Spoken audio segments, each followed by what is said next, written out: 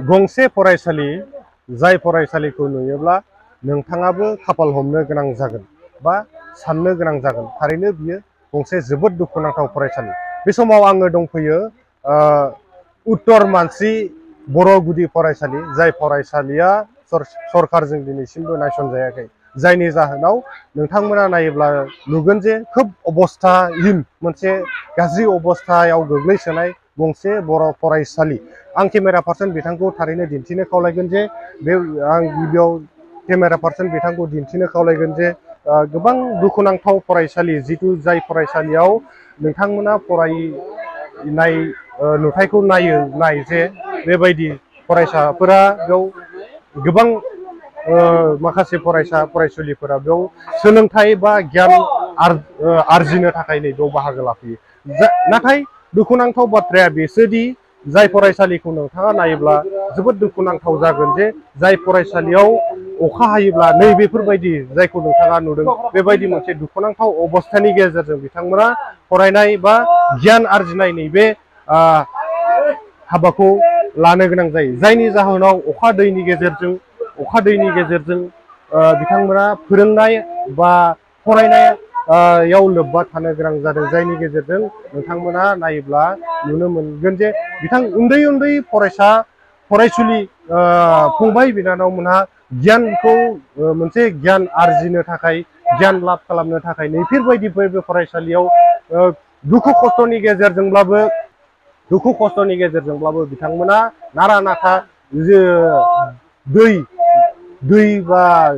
बेफोरबायदि दै थालायनाय मोनसे फरायसालियाव बिथांमोना फरायनो बाध्य जादों। खारन बेनि अनगायै जायफोरा गोरिब थाखोनि बा एसे जौगानाय थाखोनि बिथांमोनाबो जायफोरहा प्राइभेट फरायसालिफोराव एकाडेमि फरायसालिफ्राव सोहैनो हाया, बेफोरबायदि फरायसालिया बेफोरबायदि फरायसालियाव दुखु खस्थ'नि गेजेरजोंब्लाबो फरायनो गोनां जायो। नोंथांमोना आं केमेरा पार्सन बिथांखौ दिन्थिनो खावलायबावगोन, जिथु केमेरानि गेजेरजों नोंथांमोनहा नायोब्ला नुनो मोनगोन जे खोब खस्थ'नि गेजेरजों बेफोरबायदि दैस्लुं थालायनाय गंसे फरायसालि, बे फरायसालियानो जाबाय उत्तर मानसि बर' गुदि फरायसालि। जाय फरायसालियावबो बिथाङा गाहाय फोरोंगिरियाबो दैस्लुङाव जिरायसोमनानैब्लाबो बिथाङा फोरोंनो गोनां जादों उन्दै गथ'फोरखौ गियान होनो गोनां जादों, फोरोंनो गोनां जादों। आरो गुबुन फारसेथिं नायोब्ला बिथिंबो नुगोन जे अखा रे सिनायनि गेजेरजों बिथांमोना गियान होनो बा फोरोंनो बेफोरबायदि गोनां जादों। नोंथांमोना गोजौनि फारसे थिंनि अबस्थाखौ नायोब्ला ओरैबायदि नुगोन जे नोंथांमोना बे औवाजों बानायनाय जिथु औवाजों बानायनाय मोनसे फरायसालि आरो गब्लंजों अखा रे सेरनाय बेफोरबायदि फरायसालि, जाय फरायसालिखौ नोंथांमोना नायोब्ला खोब दुखु नांगोन। नोंथाङाबो साननो गोनां जागोन जे बेफोरबायदि फरायसालियाव थारैनो माबायदि थाखोनि न'खरनि सुबुंफ्रा बा न'खरनि उन्दै फरायसुलिफोरा बेयाव माबायदियै गियान लानो गोनां जायो। नोंथांमोना थारैनो साननानै नायोब्ला थारैनो बियो जोबोद दुखुनांथाव, जायनि जाहोनाव दैस्लुं थालायनाय बेफोरबायदि फरायसालियावबो दुखु दाहानि गेजेरजों जिथु बिथांमोना फोरोंगिरि बिथांमोना खस्थ'नि गेजेरजों दैस्लुं सायाव जिरायनानैब्लाबो बिथांमोना फोरोंनाय हाबाफारिखौ लानो गोनां जादों। बे समाव आङो गुबुन फारसेथिं दिन्थिनो खावलायगोन, बे फरायसालिनि जिथु फरायसालिनि बेरा, बियो ओरैबायदि जाय बेराखौ नोंथांमोना नायोब्ला नुगोन गब्लं थालायनाय जिथु मोनसे फरायसालि, बे फरायसालियावनो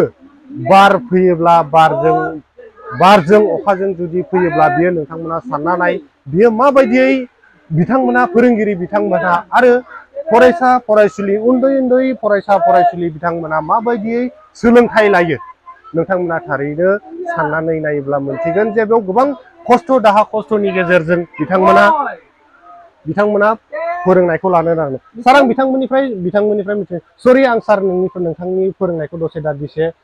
लाथ'नानै आं नोंथांनिफ्राय मिथिनानै लानो नाजागोन जे अन्नानै प्लिज ओरै फैयोब्ला मोजां जागोन जितु नैबे नोंथांमोना जितु जोबोद खस्थ'नि गेजेरजोंब्लाबो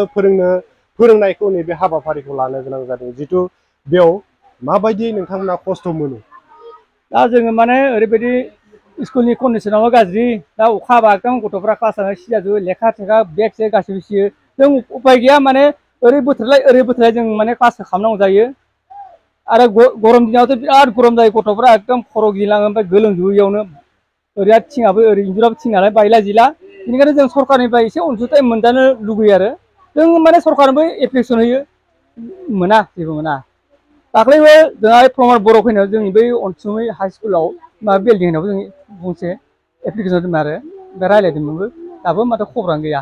बेनिखायनो जों माने ओरैबायदि उफाय गैया रायजो राजाफ्रा दुखिया बिनि थाखायनोथ' दा स्कुलखौ मोजां मोनो आरो बार फैबानो बुखालांजोबो गासिबो आरो ओमफ्राय गोदान बानायनांगौ जायो दा दाख्लै माने दा लेट्रिन ना मानि 6 लाख हाबफैदो आरो एप्रिलनि 1 तारिखआव दा अर्डार गैया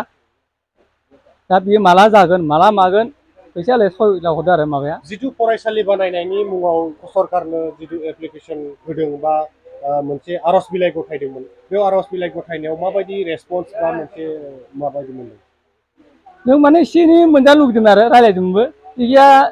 जोंनाथ' इयाव बिटिआरआव गोलैया नालाय जों बिसोरनोबो होदोंमोन होनानै जेनथे थिं आरो स्कुल खुन्था बायना हर जेनथे जोंनि स्कुलखौ नाय ओमफ्राय सारमोनहा बिदिनो थांलाय फैलाय खालामो लामाजोंनो स्कुलखौ नुलाङो स्कुला माबायदि अबस्था बेखौ जों बुंदों आरो बिथांमोना जेबो दा दिनैसिम फिननाय होआखै नामा जेबो दा फिननाय गैथ'आ जितु गोबां उन्दै फरायसुलिफोराबो गोबां खस्थ'नि गेजेरजों जितु अखा सिजा अखा दैस्लं थालायनाय जितु मोनसे फरायसालियाव नोंथांमोना फोरोंनो गोनां जायो बियो माबायदि दुखुनांथाव होनना सानो बिराद दुखु खस्थ' दा गथ'फोरा दा जिरायनाय गैया टिचार सानैयाबोथ' ओरै बोथोरलाय खालामनांगौ अखायानो र' र' सेरजोबो जों माने बे सरकारनिफ्राय एसे एनै अनसुंथाइ मोनजानो लुगैदोंमोन आरो दा जोंनि बे उत्तर मानसि बर' गुदि फरायसालियाबो दा टिउटराव हाबबाय दा बै एमडिएमआबो दाख्लै हाबफिनबाय आरो आवगाय माने द्रप जाना थादोंमोन दाख्लै गुन'त्सवआवबो माने थांदों आरो माबायाव ए ग्रेड थांदों जितु मोनसे बाथ्रा जितु सरकाराबो मोनसे न' प्रभिन्सियेलाइज एक्ट बेबायदि खालामना होदों दा नोंथांमोना बेफोरनि गेजेराव हाबनो हायासै माबायदि खालामो मा खालामो जों 2013 ना 14 जानो गोनांमोन स्कुला माने हा हु गैला जाबाय ना बे समाव माने कंग्रेस सरकारमोन दा हा गैयिनि थाखाय थालांनाय नै दा बे अबस्थायाव दं आरो दा जितु बेसेबां सनाव गायसननानै दिनैसिम बे थांनानै दङ 1992 हिसाबनिसा 1992 निफ्रायनो बेफोरबायदि फोरोंनो गोनां जादों नामा बेबायदि अबस्थायावनो दं बेबायदिनो फोरोंनांगौ गोनां जादों आरो बेबायदिनो बारहुंखा फैबाबो माने दाख्लै खनसे बारानो लांजोबदों आरो ओमफ्राय रायजोफोरा बानायना होलायबाय आरो बिदिनो बे बार गोसा बारबाथाय बिदिनो फैयो आरो बिदिनो औवाबो गैया जाबायना बेरा सेरा आरो खुन्थाफोराबो औवानि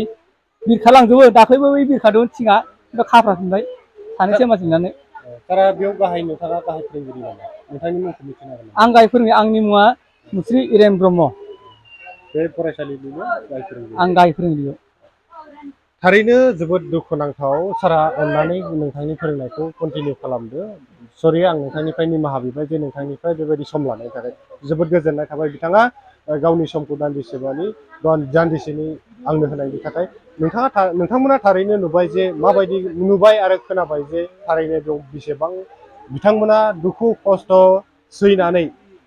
उन्दै फरायसा फरायसुलिफोरखौ माबायदि गियान होनो गोनां जायो माबायदि फोरोंथाइ होनो गोनां जायो थारैनो जोबोद नोंथांमोना नायब्ला नुनो मोनो थारैनो जोबोद दुखुनांथाव बेफोरबायदि बायला जिला जिथु गंसे फरायसालि जाय फरायसालिया 1992 मायथाइयाव गायसनजानानै दिनैसिम बेफोरबायदि अबस्थायाव जुदि थांनानै दङब्ला थारैनो सरकारा दिनैसिमबो नैबेफोरबायदि फरायसालिखौ एसे एनै बानायनायनि न' लुफुंनायनि मुङाव एसे एनै अनसुंथाइ होयिया जोबोद दुखुनांथाव थारैनो बियो जोबोद दुखुनांथाव नोंथांमोना नायोब्ला नुनो मोनगोन जितु गोबां दुखुनांथावै जितु उन्दै फरायसालिया बेफोरबायदि लामा दैस्लं फैनानै बेफोरबायदि दैस्लं गोनां फरायसालियाव फैनाया थारैनो जोबोद दुखुनांथाव बेयो जाबाय सनितपुर जिल्लानि सिङाव थानाय जितु नैबे राङापारा ओनसोलनि राङापारा टाउननिफ्राय 8-9 किल'मिटारसो गोजान साहा थानाय नैबे गंसे उत्तर मानसि गुदि बर' फरायसालि जाय फरायसालिनि अबस्थाया नैबेफोरबायदि अबस्थानि गोग्लैसोना थानाय गंसे फरायसालि, जाय फरायसालिया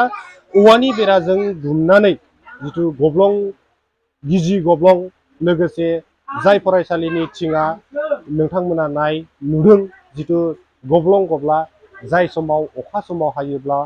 अखाजों बांखाजों फरायसालि दैस्लं थालायनायनि गेजेरजों फोरोंगिरि बिथांमोना फोरोंनो गोनां जायो। बेल' नङा जिथु जेब्ला सान्दुं बिथांमोना फोरमायदों सान्दुं गोसा जायोब्ला सान्दुं थिं थिं दुङोब्ला गोलोमफ्रुलायनानै फोरोंनो गोनां जायो बा सान्दुं थिं थिं जिथु सान्दुं फरायसालिनि गोजौथाया इमान गोजौ नङा बिनि थाखाय गोबां गरम जानायनि गेजेरजों बिथांमोना फरायनाय आरो सोलोंनाया जोबोद खस्थ' जायो आरो बारहुंखा फैयोब्ला जिथु बुखारलाङो होनना फोरमायदों जोबोद दुखुनांथाव बेयो जाबाय उत्तर मानसि